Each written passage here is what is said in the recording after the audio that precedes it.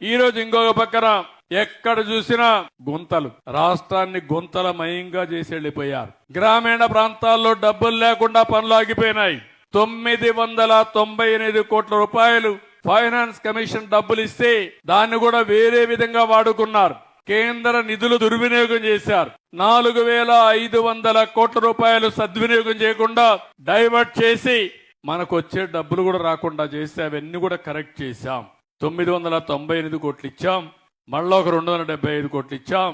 ఈ రోజు గ్రామాల్లో 4500 కోట్ల రూపాయలతో 30,000 పనులకు శ్రీకారం చుట్టాం.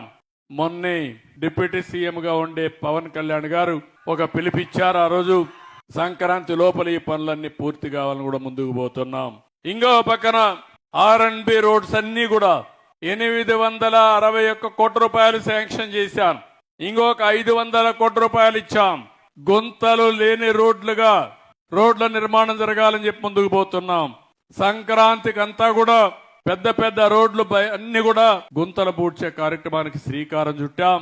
వార్ ఫుటింగ్ లో ఈ పనులన్నీ అవుతున్నాయి. మీరు ఒక్కసారి ఆలోచిస్తే ఈ ప్రభుత్వ పని విధానం మీరు కూడా అర్థం చేసుకోవాల్సిన అవసరం ఉంది.